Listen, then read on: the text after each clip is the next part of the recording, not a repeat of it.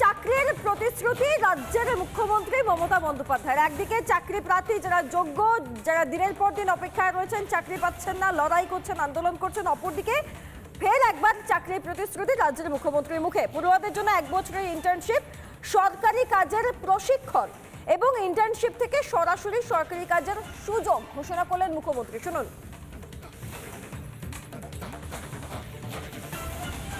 এবছর আমরা আরেকটা নতুন স্কিম চালু করলাম, যেটা হচ্ছে আজ থেকেই চালু হলো, স্টুডেন্ট ইন্টার্নশিপ স্কিম।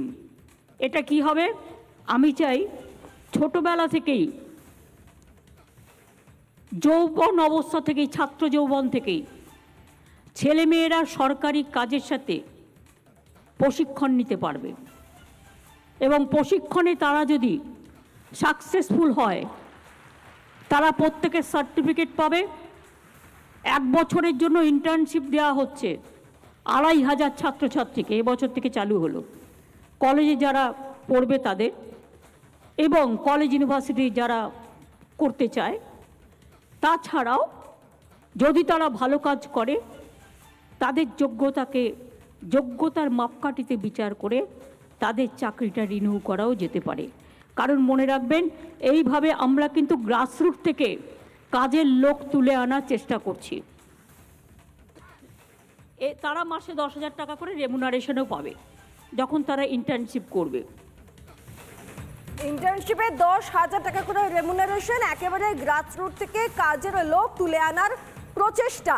একদিকে যখন মমতা বন্দ্যোপাধ্যায় এই একাধিক প্রতিশ্রুতি দিচ্ছেন, তখন অপরদিকে এমন বহু চাকরি প্রার্থী রয়েছেন যারা এর আগে বহু প্রতিশ্রুতি পেয়েছেন, যোগ্যতা থাকা সত্ত্বেও তারা শুধু চাকরিটা পাননি, সাদা খাতায় চাকরি অন্য কেউ করছে, এমনটা অভিযোগ বারবার উঠে এসেছে। তা নিয়ে একাধিক তদন্ত চলছে। অনুপম আমার সঙ্গে রয়েছেন, আমি সরাসরি অনুপমের কাছে যাব।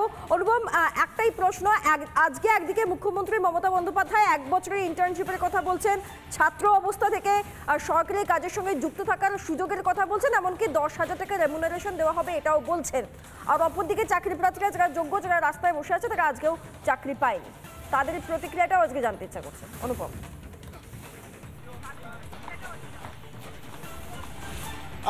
তোমায় জানি রাখি, আমি এই মুহূর্তে দাঁড়িয়ে রয়েছি গান্ধী মূর্তির পাদদেশে এবং প্রথমে এটা দেখে নাও, 1030 দিন হয়ে গেল তারা এখনো পর্যন্ত রাস্তায় রয়েছেন, চাকরি পাননি। এখানে আমি যাদের কাছে রয়েছি তারা হচ্ছে এসএলএসটি চাকরি প্রার্থী। 1030 দিন ধরে তারা আন্দোলন করছেন। আজকে মুখ্যমন্ত্রী মমতা বন্দ্যোপাধ্যায়ের একটা ঘোষণা, সেই ঘোষণার পর তাদের কি বক্তব্য, তারা কি বলছেন, অবশ্যই তাদের কাছ থেকে প্রতিক্রিয়া নেব। যে এই মুহূর্তে যারা রয়েছেন একটু কথা বলবো। আজকে মুখ্যমন্ত্রী তিনি ধনধান্যে বলছেন যে নতুন যারা সরকারি চাকরির জন্য অ্যাপ্লাই করবেন তাদের জন্য নতুন প্রকল্প, তারা সেখানে ট্রেনিং নেবেন, ইন্টার্নশিপ করবেন এবং তারপর ভালো কাজ করলে সরকার তাদেরকে তুলে নিয়ে গিয়ে চাকরি দেবে। আপনারা কি বলবেন এটাতে? দেখুন, মাননীয় মুখ্যমন্ত্রী আজকেও নতুন করে ভবিষ্যৎ প্রজন্মকে একটা প্রতিশ্রুতি দিলেন। জানি না এই প্রতিশ্রুতির কি হবে। আমাদের 3বার প্রতিশ্রুতি দিয়ে আজকে 1030 দিন ধরে রাস্তায় বসে আছি। উনি বলেছিলেন প্রত্যেক যোগ্য প্রার্থীর চাকরি হবে, এখনো কিন্তু হয়নি। উনি ভবিষ্যৎ প্রজন্মকে এক অন্ধকারের দিকে আবার ঠেলে দিচ্ছেন। উনি বলছেন ইন্টার্নশিপ করিয়ে 1 বছর ভালো কাজ করে তারপর উনি চাকরি করে দেবেন। তাহলে এতগুলো যে চাকরি দেওয়ার যে সংস্থা রয়েছে তাদের কাজটা কি? পিএসসি, এসএসসি, সিএসসি, এদের কাজটা কি? তাহলে ভেঙে ঘুরিয়ে ফেলে দেওয়া নাকি রাজ্যবাসীকে আবার নতুন করে প্রতারণা করা? ভবিষ্যৎ প্রজন্মকে আবার কি প্রতারণা করছেন? আমরা চাইছি মাননীয় মুখ্যমন্ত্রী যাদের প্রথমে তিনবার প্রতিশ্রুতি দিয়েছেন যে প্রত্যেক যোগ্য প্রার্থী চাকরি হবে, তাদের আগে হোক, তাদের সেই এসএলএসটির নবম থেকে একাদশ দ্বাদশ এই পর্যন্ত প্রত্যেক যোগ্য চাকরি প্রার্থী চাকরি হোক, সেই প্রতিশ্রুতি আগে পূরণ হোক, তারপর আমরা দেখব যে উনি কিভাবে কি করছেন।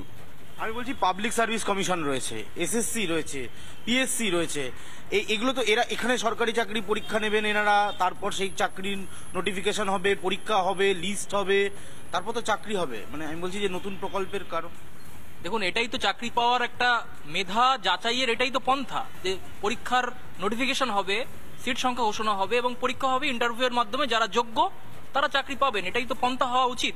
আমি জানি না মাননীয় মুখ্যমন্ত্রী নতুন এই প্রকল্পের মধ্যে দিয়ে এই যে ইন্টার্নশিপ করে 1 বছরের পরে ভালো কাজের মধ্যে দিয়ে চাকরি, এটা জানি না এটা কি সঠিক পন্থা চাকরি দেওয়ার ক্ষেত্রে।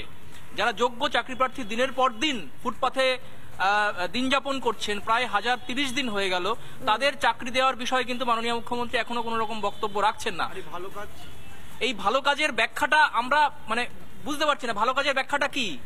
চাকরি পাওয়ারটা একটা পন্থা, যে যে পরীক্ষা দেবে, যার মেধা আছে সে চাকরি পাবে ভালো পরীক্ষা দিয়ে। এ বাদে আর কি পন্থা হতে পারে আমাদের জানা নেই আর কি। বলছি যে আপনারা যে কোনো প্রাইভেট হোক বা সরকারি চাকরি, যে কেউ কোনো চাকরি জায়গায় ঢুকলে বা তার প্রতিষ্ঠানে সে ভালো কাজ করবে, এটাই স্বাভাবিক। ইন্টার্নশিপ করে ভালো চাকরি পাবে। আমি বলছি ভালো কাজের ব্যাখ্যা কি আপনাদের কাছে? দেখুন, ভালো কাজের ব্যাখ্যা মুখ্যমন্ত্রী নিজেই দিতে পারে। ভালো কাজের ব্যাখ্যা তার সে কোন ক্ষেত্রে কাজ করছে সেই তার পারফরমেন্স হতে পারে। ভালো কাজের ব্যাখ্যা সে সরকারের কতটা অনুগত হতে পারছে সেটা হতে পারে। মানে সরকারের অনুগত হতে হবে। এখন সেটা মাননীয় মুখ্যমন্ত্রী নিজে বলতে পারবে যে ভালো কাজের ব্যাখ্যা তো দু রকমই হতে পারে। যে ক্ষেত্রে কাজ করছে সেই ক্ষেত্রে সে কতটা তার যোগ্যতার পরিচয় দিতে পারছে।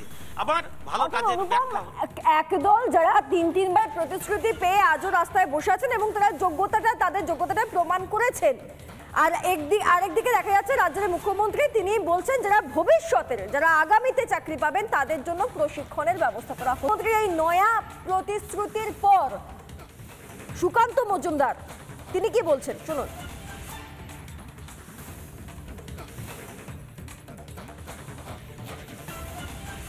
চাকরির সার্টিফিকেট দিয়েছিলেন তো মুখ্যমন্ত্রী, পরে দেখা গেল ভুয়ো সার্টিফিকেট, সেগুলো কেউ চাকরি পায়নি। আবার এরকম ভোটের আগে মুখ্যমন্ত্রী প্রত্যেকবার এরকম ধোকা দেয়, কোনো অসুবিধা নেই। ধোকার ডালনা খাবে বাংলা আবার।